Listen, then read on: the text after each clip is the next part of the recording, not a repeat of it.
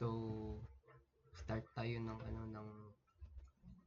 project laboratory 2 na hypsometric curve. Ganun pa din, add pa din tayo ng shapefile para sa boundary natin.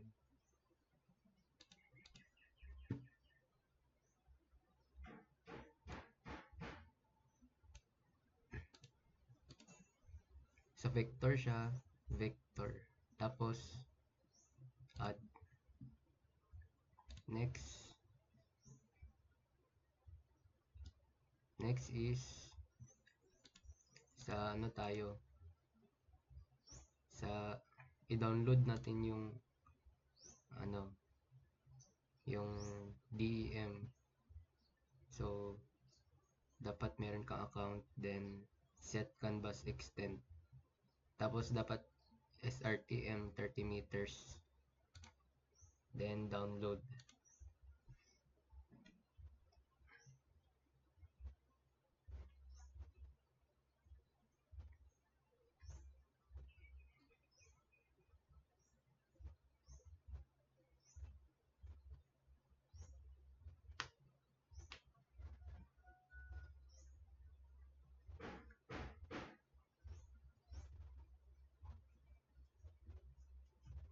Then after download, close lang.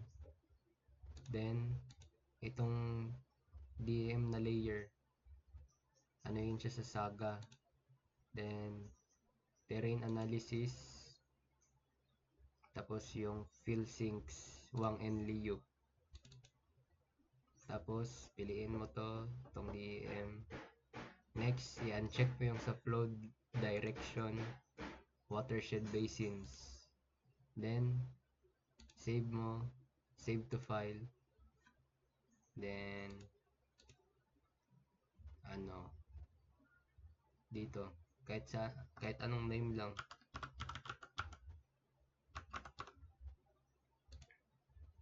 Then run.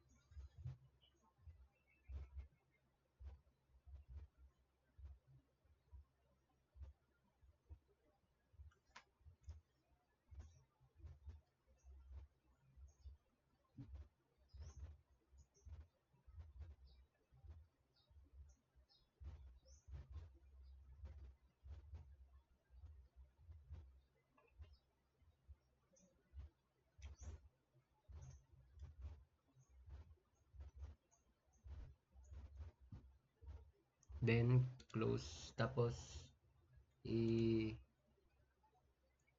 i-delete nyo tong DEM na layer. Next is sa raster, then clip raster by mass layer. So dito input layer, which is yung DEM na field, tapos yung watershed. Wala ka nang dito, click run na lang. Then i-delete nyo tong field. Yung clip yung iiwan nyo. Next is i-save ito. Export, save as. Kahit ano lang i-name nyo. Then delete nyo ulit.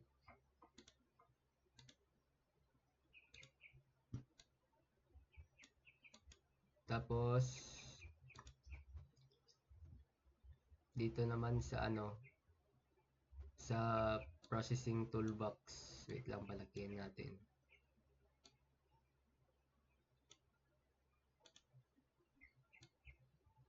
Ay, ano muna pala, yung contour. Interval is 20. Tapos ang coarse is 100. So, i-off lang yung shading. Then, okay. So, ayan, labas na yung contour. I-off mo yung pangalawa. Yan. Then, dito sa processing toolbox,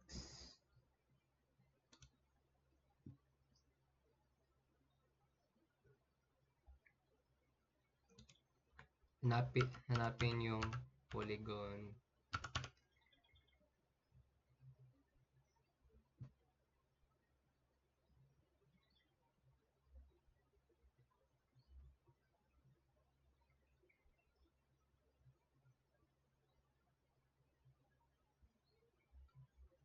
Itong contour polygons. Then, ang interval dapat ilagay nyo is 100 para ano siya,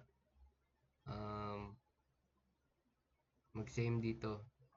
Kayo bahala kung gusto nyo 50 or something. Then, input layer is yung 1, 2, 3. Then, okay na yan.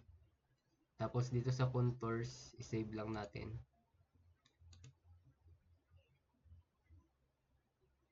Kahit ano na i-name nyo.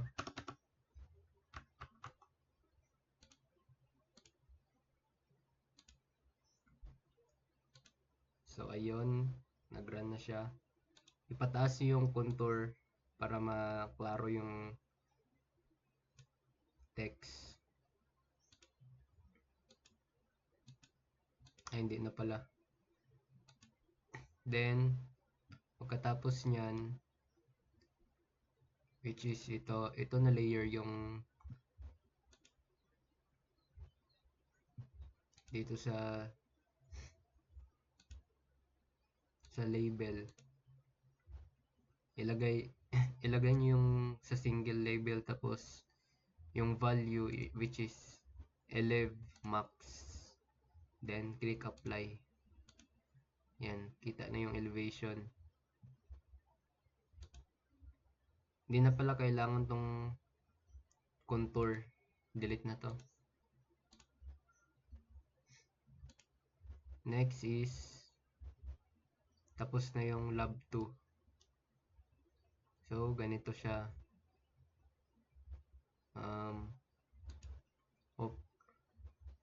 Open yung attribute table dito sa 1, 2, 3 na layer which is yung contour with intervals.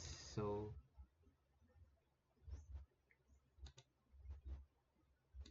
since ang hypsometric curve, ang x-axis niya is area tapos ang y is elevation.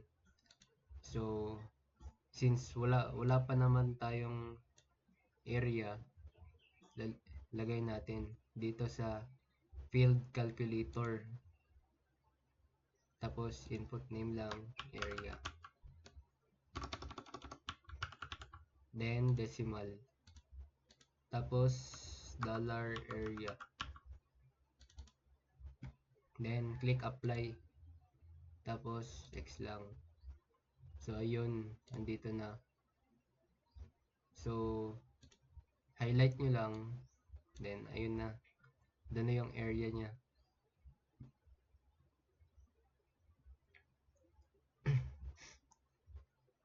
Next is yung sa 2, 3. Ay, 2, 4 na elevation. Then, tapos na. Ganun lang pag ano ng mga values for hypsometric curve. Next is ano na yan sa Excel. 'Di ba dito sa i-export yung data nito. Yung iiwan lang is yung elev max at saka yung area. So dito right click tapos export then save feature as ito yung comma separated value or CSV. Then save mo lang.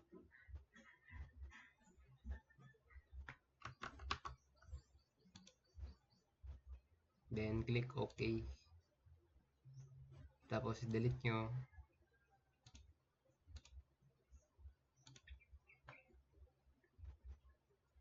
Then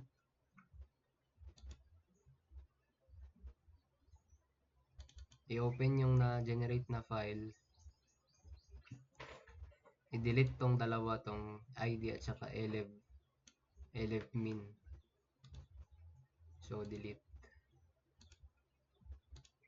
Next is save natin.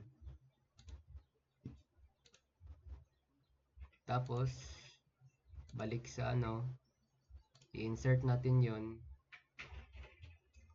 dito sa delimited text. Then, file name, lagay yung CSV. Tapos, dito yung X field area. Tapos, elev max. I-rename nyo lang into elevation. Next is click add. Then, para yung hypsometric curve nito, punta kayo sa processing toolbox. Then, search for data plot.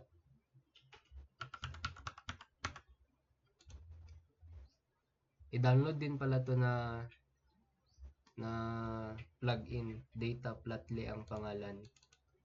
So, pag open nyo, piliin nyo tong point na 1, 2, 3, tapos yung X field, area, tapos Y, yung elevation. Next, run.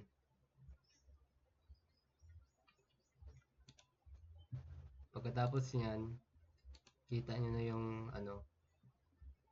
yung hypsometric curve. So, ayan na siya.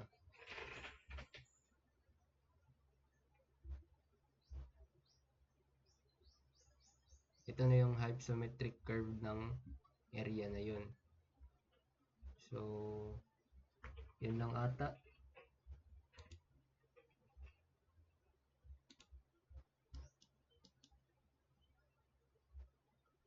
Okay na.